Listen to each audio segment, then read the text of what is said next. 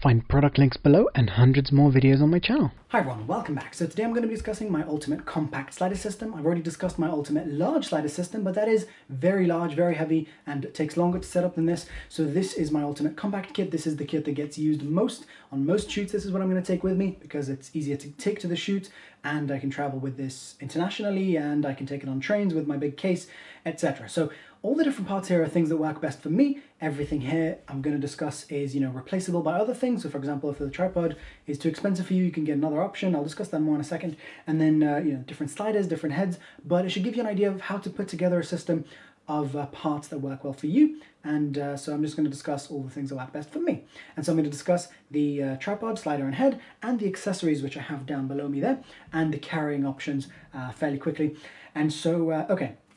First of all, there's three things that this must be able to do. It must be able to be at a reasonable price, which is one. Two, it must be able to set up very, very quickly without any small issues and messing about with small parts and screws and things like that. It has to be basically foolproof, you could say. It has to be that I can't forget to bring something. I can't forget to bring a quick release plate.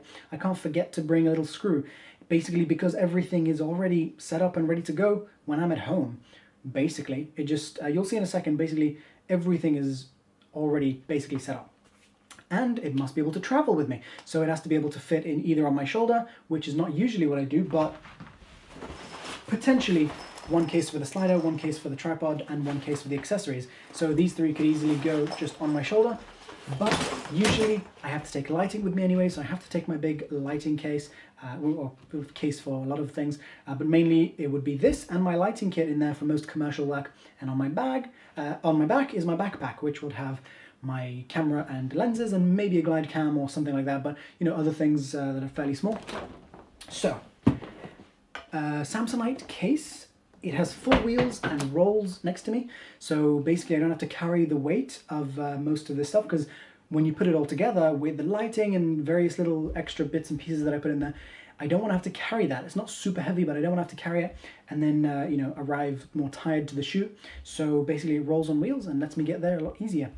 And so that is really, really nice and lovely.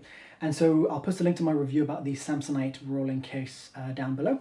And so that, by the way, price-wise is around £140 for the largest one, this specific one that I have here. And that is really worth the price, and very protective of the gear as well. Maybe not as good as the, Pelly cases, but pretty good. So let's take a look at what we have here. So we've got a Manfrotto Emperor 535, and now I'm going to show you the speed of setup here. It's very quick to set up. So just as an example, I undo these things and open the legs up and lock these things back, open the legs, and that's it. So that's very quick to set up. Some tripods do take a little bit longer, spinning things and whatever, and then that goes on there. And gets locked into place. That goes on top, which is the head. And then the camera comes out of my bag and goes on there. And I'm ready to shoot. So a very, very quick setup time, which for me is very important. And as you can see, there's nothing here to, there's no little pieces I need to find and screws and whatever. None of that crap. I I get there and I'm ready to shoot, which is important for me and for my clients too, I think. So, okay. So I'm going to go over all the different pieces that I have here, and then I'm going to discuss the parts that I have on the floor. And I'll discuss pricing as well, but I won't go too much into that. But, okay, so first of all, let's start with what I already have on here. So on here I have the Manfrotto Emperor 535 tripod. Very expensive, it's about £450, but for about 5 times less money you can get the Velbon DV7000, also a very decent tripod for its price, and comes with a little head, which is not great, but it's fine. And so it's a very low cost alternative to this, and actually you save another £40 by not having to get this Manfrotto bowl adapter, which is what you're seeing right there. That's the 520 bowl, the 520 ball adapter, and so that's that, and this little thing right there, and this handle that locks it in place. And then above that, we have a Giotto's quick release plate system, which is my system of choice. I have 4 of them, so that 4 adds sort of £25 each to this system. And so in total, actually one of them isn't on this. One of them is like on my glide cam, or you know, if I take a shoulder rig or something, it'll be on that. But basically, it adds £100 cost-ish, and it's really worth the price for the speed of setup and not having to screw stuff into each other. And okay, so then above that I have the Canova K2, and this is the version this is the slider that would fit into the suitcase, because I can't fit anything longer than 80 centimeters into that big suitcase, even though that's the biggest I could buy from Samsonite. And so I have a 150 centimeter K7, but go and see my K7 review. There'll be a link down below. In the K7 review, I'm going to discuss the my recommendations for all the different sliders that you can get from Canova. And the reason I go with Canova is because I'm very happy with their quality, I'm very happy with their accessories, and it allows me to get what I want at a really good price. So this K2 is around £100, I think maybe £118, so very low cost. And the K7 is much more expensive, but still at a very reasonable cost for its quality. And so in that K7 video, I discussed the different thickness options, you know, the K1, K2, K3, K5, and K7, because I've now actually tried all of them. And then the lengths, you know, what lengths to go with for different systems. And so for me right here, because I need to travel with it, I have to stick to 80. But if I could, I would take 100. You know, that would be ideal for me. And next up, above that, I have the connector for the motor kit, which I'll show you in a minute. And then above that, another quick release plate system from Giotto's, and then a Veravon leveling base, which, you know, if I want to be able to do this, then I can level the camera out again using the leveling base. And it's got a little bubble level here, and yeah, it's really lovely, and allows me to, you know, then go to do this sort of slightly, you know, not really vertical, but going upwards sort of shots. And then here we have the Veravon 815 FH fluid head system. This is my favorite so far, but I'm still trying lots of other ones because this isn't perfect. It's just so far, I've tried a lot of heads. This one is so far my favorite and the smoothest that I've found. And so when I find a better one, I will definitely upgrade that. But so far, it's working very well for me.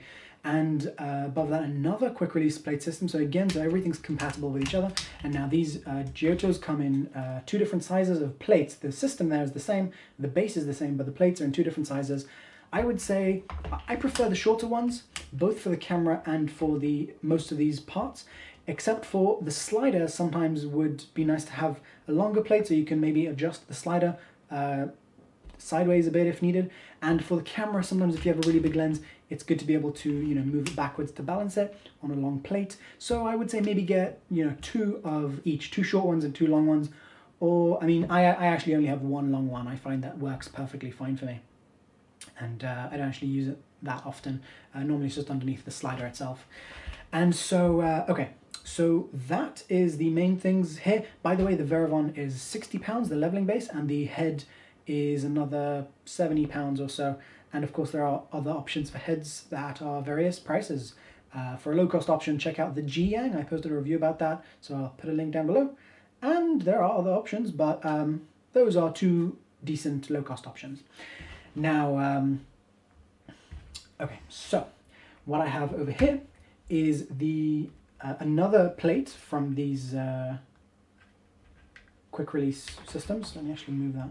So I have another plate right there, and what that allows me to do is it allows me to go vertical with this without having to carry any additional accessories to make this thing go vertical. So if I want to do a vertical shot, I can connect it like that to the quick release, and then I can just level out the head using this. So I would just you know, use that to then, you know, straighten out the camera so I can actually do a vertical shot.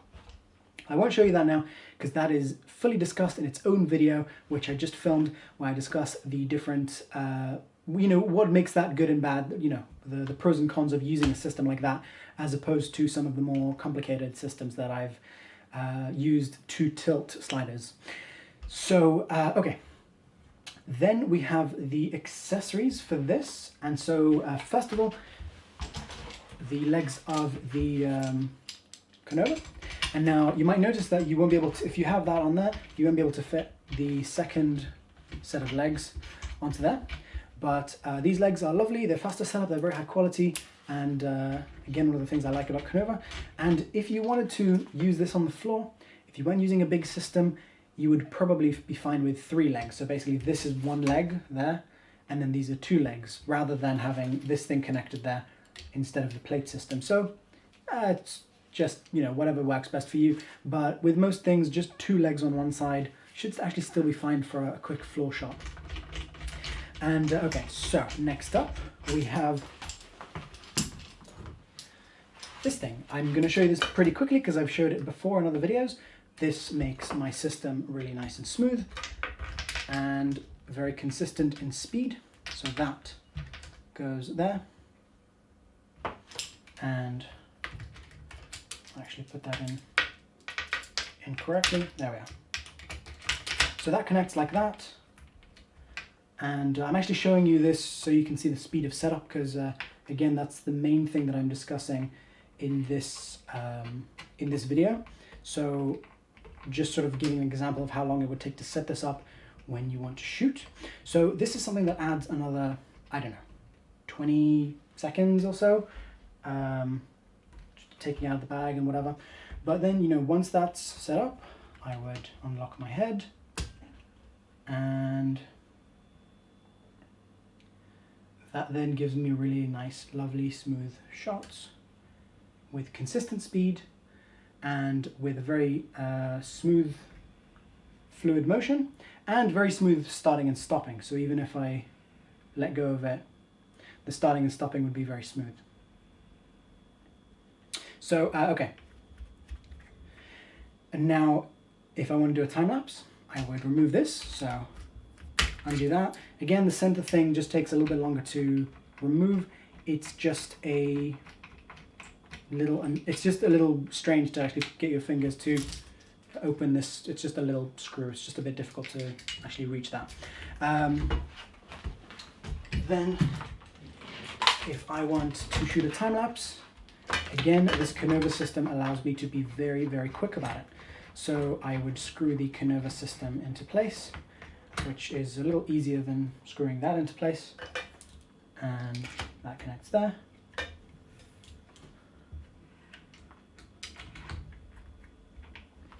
And that's it. I'm actually ready to shoot time lapses. So I'll show you that in a second. I'll show you the motor, but basically that is connected and ready to go. So I normally have a battery there. So right now my batteries are not connected.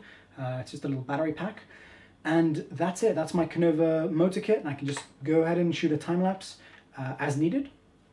And so this, for me, works very well. Let me show you that quickly so you can actually see that.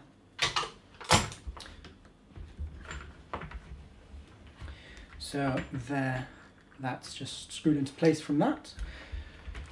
And then you screw these 2 things in. Not screw them in, but sort of quick release them into place.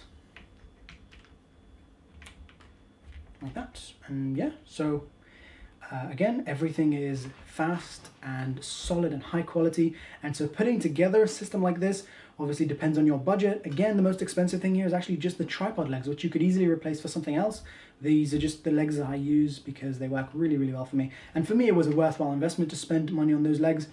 And so I hope you found this helpful. I hope we've gone over everything. If you have any questions, feel free to ask me in the comments. And of course, don't forget to subscribe and check out my other videos. And I'll see you guys soon. Bye.